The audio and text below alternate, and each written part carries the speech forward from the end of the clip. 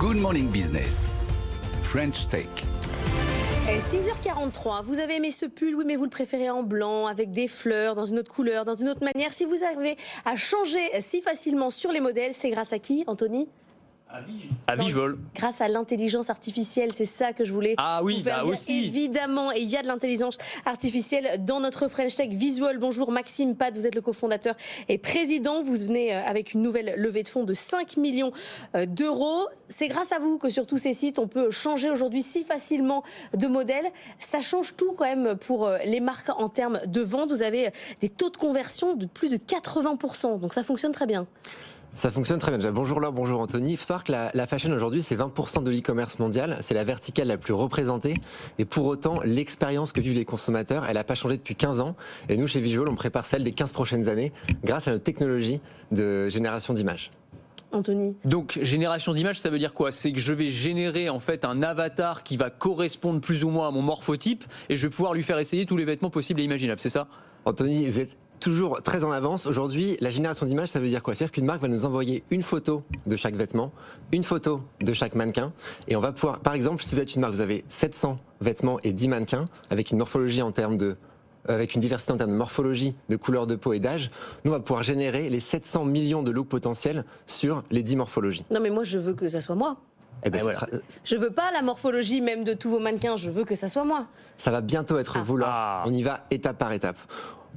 Il y a plus d'un demi-million de consommateurs qui ont interagi avec nos expériences et on leur parle à ces consommateurs. Et il y en a moins de 20% qui seraient à l'aise avec le fait d'envoyer leurs propres photos. Ah bon? Alors qu'aujourd'hui, l'expérience sur les mannequins, ça concerne 100% de l'audience.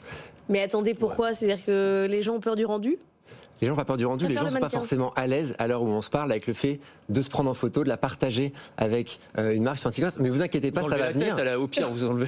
Comme les crevettes. Voilà, c'est ça, c'est juste la morphologie qui compte. Non, c'est pas. Non, mais c'est vrai que c'est. Moi, je suis complètement d'accord avec Laure. Je pense que la suite logique, ce serait ça quand même, non? Ce serait de pouvoir. Surtout que la technologie le permet aujourd'hui. En plus, sur la problématique des retours. Déjà là, avec votre techno, vous arrivez à faire baisser beaucoup les retours. Mais là, si je sais que ça me va, je rends plus du tout. Mais ça va arriver. D'ailleurs, on lève aujourd'hui 5 millions d'euros, notamment pour aller développer notre solution, continuer à développer des solutions e-commerce pour aider les consommateurs à mieux se projeter dans les vêtements qu'ils achètent en ligne. Ce qu'on va faire dans un premier temps, c'est pouvoir montrer différentes tailles sur le même mannequin. Donc vous pourrez voir par exemple le rendu du médium, mais aussi du small si vous aimez porter les vêtements plus serrés, ou du large si vous aimez les porter plus larges.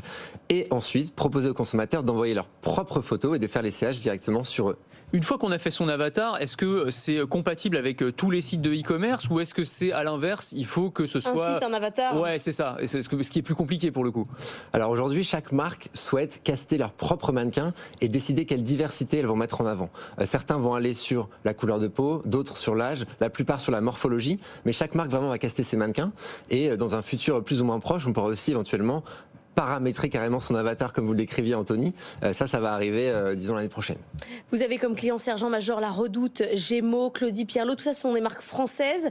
Vous avez une vision à l'international ou pour l'instant vous restez sur le marché français? Alors nous on a l'ambition de devenir leader mondial de la catégorie de marché qu'on est en train de créer. Évidemment, on a toujours l'ambition d'être leader mondial. C'est pas mal. Non mais là on a eu de la chance chez nous, c'est que des marques américaines sont venues nous chercher pour aller développer les expériences. Donc on a lancé un partenariat avec Eileen Fisher qui est une marque basée à New York. Et on a d'autres marques américaines dans les tuyaux, donc on a aussi pour ambition, et c'est le deuxième gros projet de cette levée de fonds, de s'implanter aux États-Unis et de servir des marques des deux côtés de l'Atlantique. Il vous faut un commercial à chaque fois pour aller voir chaque marque, enfin, ça demande un déploiement humain quand même. Ah, bien sûr, on parle à des très grands groupes qui nécessitent beaucoup d'accompagnement, donc c'est effectivement nos équipes Customer Success et commerciales qui vont développer des deals, et ça c'est des gens. Et sur la suite, est-ce que vous regardez les technologies comme la réalité augmentée, la réalité mixte, l'Apple Vision Pro par exemple, ça pourrait être un outil formidable pour essayer des vêtements. Est-ce que c'est des choses... un chez soi. Oui, il faut juste avoir 3 500 € à investir d'abord dans le Vision Pro pour pouvoir ensuite acheter ses vêtements. Non mais si ces technologies-là se démocratisent, ça pourrait être aussi très intéressant pour essayer des vêtements.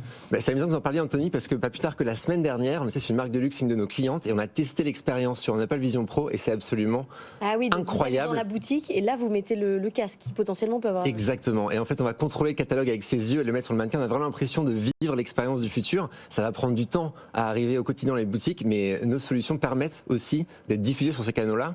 Et on a commandé un chez Visual, je pourrais vous faire tester si vous voulez. Ah bah oui. C'est vraiment spectaculaire. Anthony, juste, il y a du monde un peu sur ce marché-là. C'est vrai que j'ai l'impression qu'on reçoit beaucoup de pépites, de startups qui sont présentes. J'imagine qu'il y a effectivement énormément de concurrence et que ça ne doit pas être facile de s'imposer. Surtout dans un marché du retail vêtements qui ne va pas si bien que ça. Mais j'imagine que vous êtes un relais du coup. Ce que vit le monde de la mode en ce moment, c'est un basculement des ventes du magasin vers les sites e-commerce. Et l'expérience ne répond pas aux besoins des consommateurs aujourd'hui. Les marques ont besoin de solutions pour aider leurs consommateurs à mieux se projeter. C'est là qu'on s'insère. Beaucoup d'acteurs, chacun avec des approches différentes. Nous, on est sur de la 2D, on est sur des mannequins et on est avec un fitting extrêmement précis. Et c'est ce qui fait aujourd'hui que les marques viennent nous voir, nous, et pas forcément les autres acteurs du marché. Maxime Pat, cofondateur et président de Visual.